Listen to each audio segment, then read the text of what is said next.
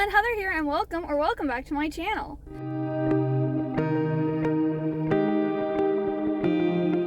So today is the release day for Swordcatcher by Cassandra Clare. I've finished work. I also just went and dropped off a package that someone bought for me from Mercari. I figured I'd do a dedicated Swordcatcher vlog as like a little funsy video. So I need to go and get gas from Costco. I need to grab some beauty products from Target, and then I'm gonna go to Barnes & Noble and pick up Swordcatcher.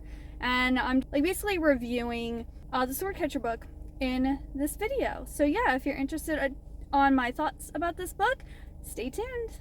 All right, so I'm home now. I was going to film, but there was people everywhere I went. I was gonna film maybe the storefront and me walking in and maybe a little bit, but everywhere I went there was people everywhere and I didn't feel comfortable filming. But I'm going to show you what I got. So my first stop was Target.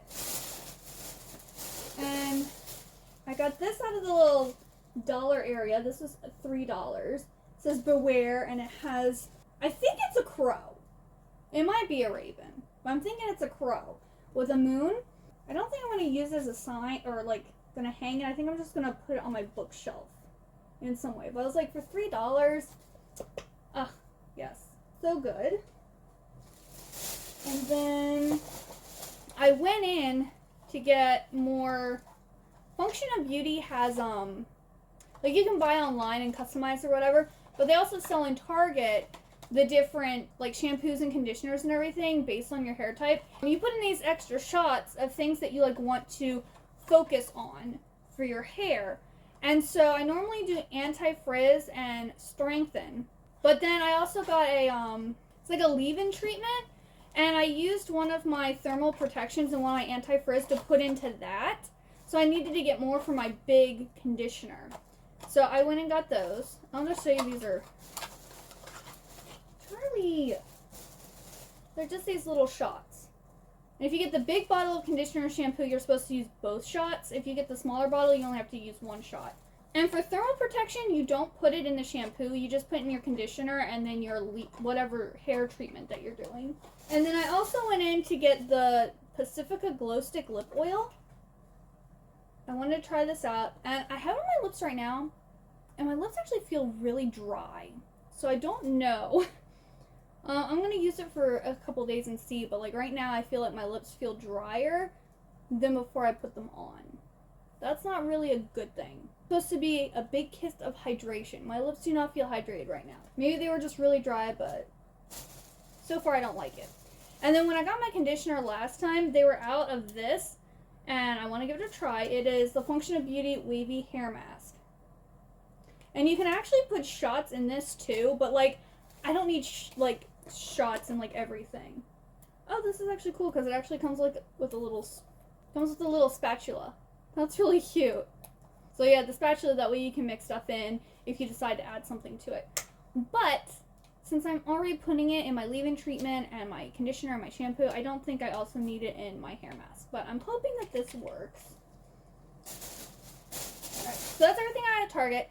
And then the Spirit of Halloween was right there next to Target. So I went in there, and actually I didn't buy anything. I went in there and there was one thing I was interested in, but I was I don't need it, so I'm going to pass. And then I went and got my books. So, of course, I went and got Swordcatcher by Cassandra Clare. This was the goal today, was to get this. This is her adult debut book, and it's an all-new fantasy world, and it has forbidden love, dangerous magic, and a secret that could break the kingdom. And it takes place in Castellane? I don't know how you say that. Now, I don't know if the book is supposed to be this way, but every single book there had it this way. The map in the front is upside down. I checked every single copy they had at Barnes & Noble, and every single one had the map upside down. And then the map is the correct way up in the back. I don't know if it's supposed to be that way. But I'm or if this is a printing error. I'm not really sure. And then we also have a poster. Let's see if I can do this without ripping it. So we have a poster. I guess this is our male main character. And then I'm guessing this is our female main character. She is very pretty. Looks like she has hazel eyes and auburn hair. This is what we will be reading in this vlog. And then I also went and picked up The Jasad Heir by Sarah Hashem.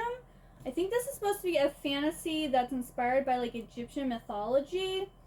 And our main girl character has to team up with some rebels. And apparently it says, let the deadly game begin. I'm not really sure. I've heard, I think this was the Adult Fairy Loot box recently, or the Adult Fairy Loot book recently. And a lot of people are excited for it. I don't know if anyone's actually read it yet. But I actually got this for free. Because I had a $10 coupon. I had a $5 rewards thing.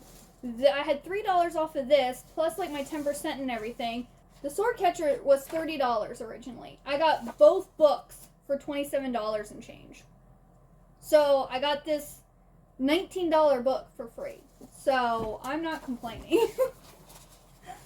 Yeah, it's also triple points. So after I bought those, combined with my points that I already have, I have another $5 reward for when I go shopping to pick up A Curse for True Love. So yay! Dude, let me tell you, if you go to Barnes & Noble regularly, their membership is worth it. I have gotten so many reward points, so much money off. It's crazy. And they also give you like $5 and $10 coupons regularly. If you use your discounts and stuff on top of the sales and different stuff, it's great. I'm gonna get to reading this now. I am so excited. Hey everyone, it's the next day. And I've read 150 pages of Sword Catcher. So far, the book is okay. Like, the prologue was 37 pages, and there's so much world building. Like, I feel like we're just being told it's so info dumping, which I know adult fantasy has a lot more build up generally in the first book, so maybe that's what's going on here. But, like, it's a little tedious. So we have two main characters, and we actually have two perspectives, which that's all we've had so far, which is I like, because Cassandra Clare, at least recently, in her Shadowhunter series, has had so many perspectives and so many characters. It, like, is getting out of hand. But we have two main characters. We have Kel and we have Lynn. Kel was basically adopted from this orphanage to become the Prince's sword catcher. So he has grown up as pretty much like the best friend of the prince. He has to dress like him and look like him and basically share the same living quarters with him. Like, they do everything together. And he steps in for the prince whenever the royal family or the advisors think that the prince could be in danger of being killed. And then Lynn is a Ashkar, which the way they're talking about like Jacob Maccabee and like different stuff like this, I'm guessing the Ashkar is supposed to be like Jews, but not actually Jews, but like that's what they're like inspired from, I guess. And she is the only female physician, and she actually is like better than all of her male counterparts, but people don't trust her because she's female. And her parents, they're both orphan. Both of our main characters, Lynn and Kel, are both orphans. They don't have a mother and father. We're struggling. Lynn's still struggling, but since Kel is now living at the palace and basically has everything taken care of, he's not struggling anymore. We're getting a feeling that something big is happening. Like, there's some type of maybe revolt or like underpinnings of like dissent or something is happening in this book. That's kind of like what's happened so far.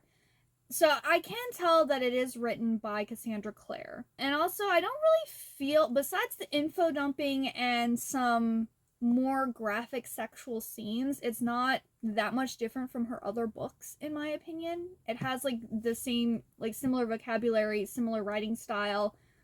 It just, I guess, has some more adult content, but not that different. So I'm not really sure how I feel about this book yet. Maybe once I'm to that halfway point or something, or like once our two main characters actually meet and we actually get like the point of this book, maybe I'll like it more, but for now, it's okay. I need to get to reading. Alright, so I had to go out and leave my house again today, so I decided to go and get myself a treat. And I am a pumpkin spice girly, but I can't have dairy, I can't have gluten, and I can't have caffeine for various different reasons. So I cannot go to Starbucks or Dunkin' and get a pumpkin spice latte. So you know who comes to the rescue for me? Smoothie King. I love Smoothie King. So I love their vegan pumpkin smoothie, and it normally comes with oat milk and stevia, but I get almond milk instead of oat milk. I don't understand this oat milk craze. Like, I don't like oat milk. It tastes like oatmeal, and I don't want my drinks to taste like oatmeal.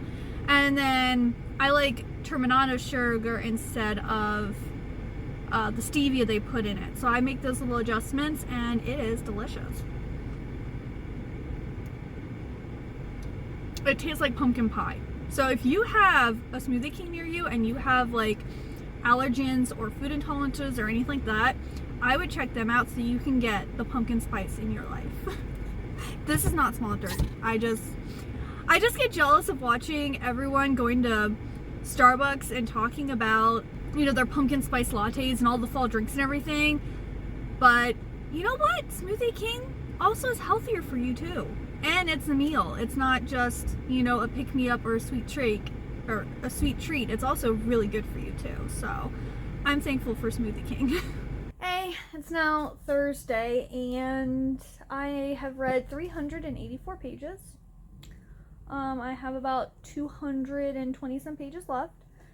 And it's still not hitting.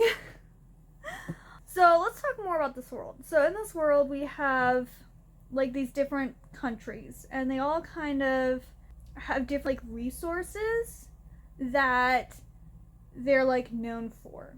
And then in each, I think it's in each kingdom, but at least in our kingdom of Castellane, you have the charter families. And the charter families are basically the controllers of certain resources, and those people are the nobility. So this is kind of like a very capitalistic society where if you have control over the resources and you're making like all the money, then you are royal, pretty much.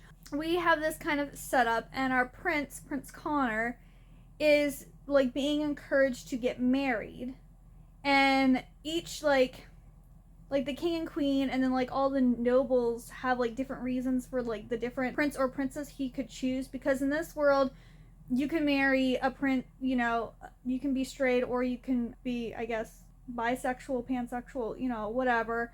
And if you do marry someone of the same sex, then you have like, instead if a guy married a guy, then you'd have a queen mother, and so he'd basically have like a girl designated just for him to sleep with to have an heir. So it wouldn't be like technically a relationship really, it would just be, she'd basically be a breeder for the king. And I guess with girls they would have, I guess, I don't know if it'd be a king father. They didn't really address that, but you know, I guess a dude that the princess would sleep with to then get pregnant to have an heir. I'm not really sure, which is a very interesting setup. And then we have Kell and Lynn, our main characters, and like, I love Cassandra Clare because she usually just like kind of throws you into the action. Her stories are generally fast paced. There's lots of fighting.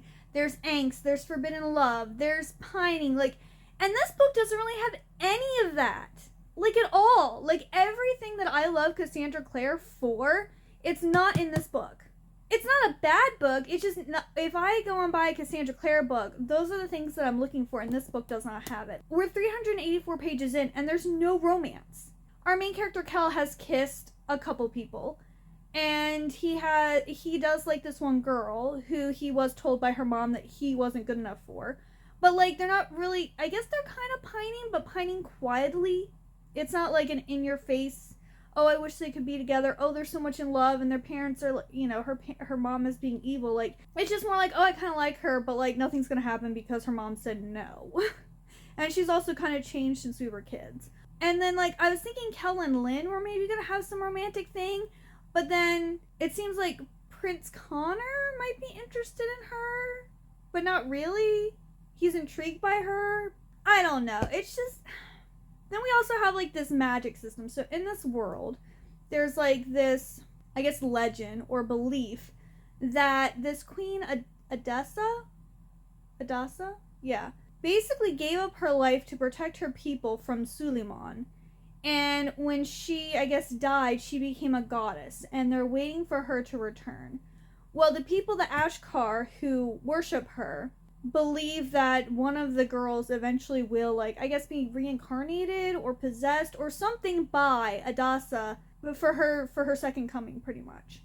There was, like, magic back then that, since Adassa died, has kind of gone away. And the only magic is geometry, which are, like, small little spells that you can make, like, amulets and, like, little, I don't know, they're, like, little charm type spells. There's, like, nothing really big. And the Ashkar people are kind of seen as different and evil or less than because they have access to this minimal power.